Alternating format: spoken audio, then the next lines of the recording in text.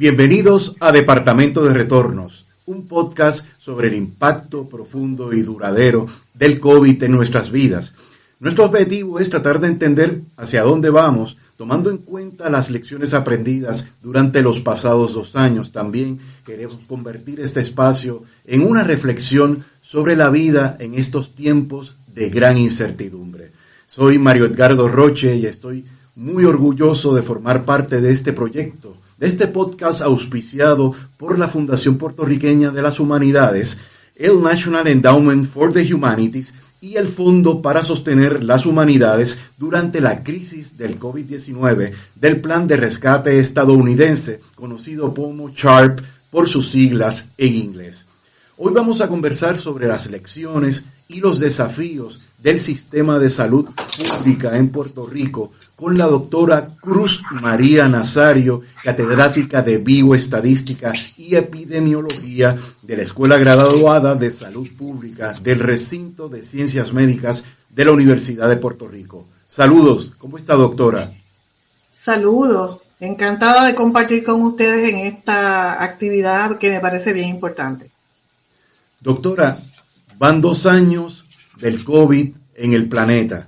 Son muchas las lecciones. Una de ellas, una de las principales seguramente, es que hay que recuperar nuestro sistema de salud pública. Esto no solo ocurre, ni se ha reflexionado sobre ello en Puerto Rico, también en Estados Unidos. Hay que fortalecer, hay que hacerlo más robusto. Y es algo que caímos en cuenta, ¿verdad? En esa coyuntura o sobre esa necesidad, quiero decir, del mismo modo que precisamente pasó en Estados Unidos cuando los ataques del 9/11, ¿no? Que se cobró una mayor conciencia sobre el tema de la seguridad, o cuando hubo el problema de la crisis económica que explotó en el año 2008, ¿no? Que se generó una mayor conciencia con respecto a la fragilidad del sistema financiero. En el caso de la salud pública, ¿qué es lo más que le ha impresionado a usted de esta experiencia de los pasados 2 años? Bueno, te tengo que ser sincera que para mí ha sido una cosa impresionante el desastre. El desastre de cómo se ha comunicado el riesgo, el desastre, cómo se ha atendido la situación de salud en Puerto Rico, pero no tan solo en Puerto Rico, en Estados Unidos y en el mundo entero.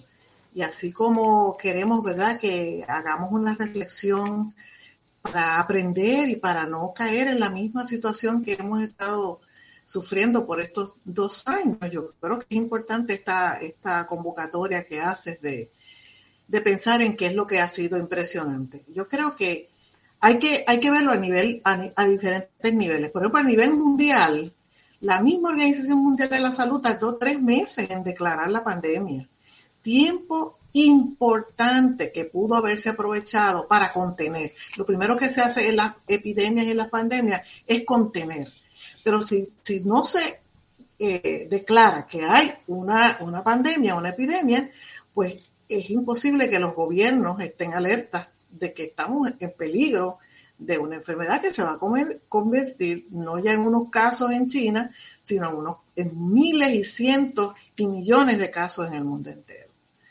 Y así mismo la falla que tuvo la Organización Mundial de la Salud, la tuvo Estados Unidos. Vimos cómo desde un principio Estados Unidos estuvo negando que existiera un problema de salud.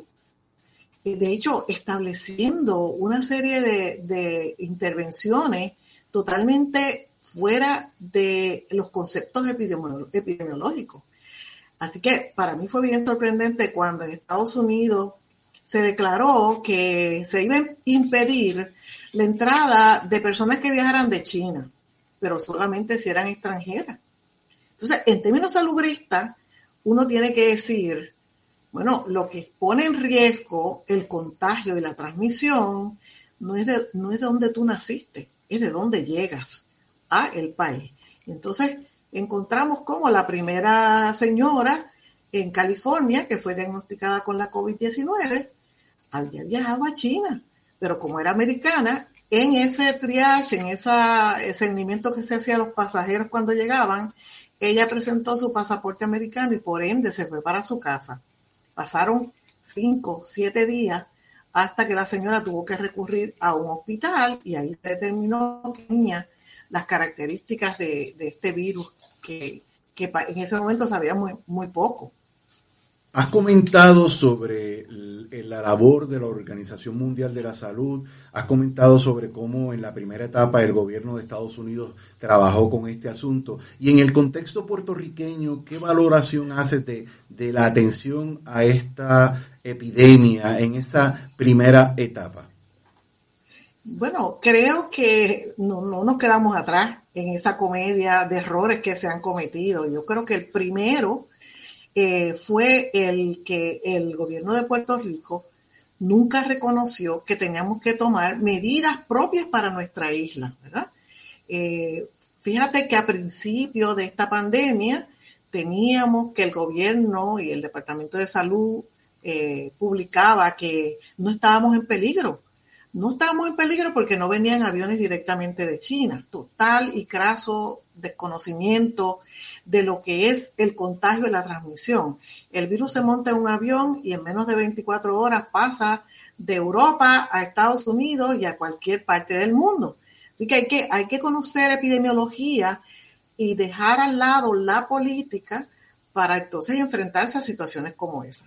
Que hemos visto que Puerto Rico a principios, creo que como hasta marzo, todavía utilizaba preguntas que CDC había determinado había que hacer en el aeropuerto. Y la primera pregunta era, ¿ha viajado usted a China en los últimos 14 días? Nunca en esa página de CDC se añadió la pregunta, ¿ha viajado usted a Estados Unidos? Donde es el 90% de nuestros viajeros que regresan a Puerto Rico o que entran a Puerto Rico. Así que con esa falla tan grande en reconocer. ¿Te está gustando este episodio? Hazte fan desde el botón Apoyar del podcast de Nivos. Elige tu aportación y podrás escuchar este y el resto de sus episodios extra. Además, ayudarás a su productor a seguir creando contenido con la misma pasión y dedicación.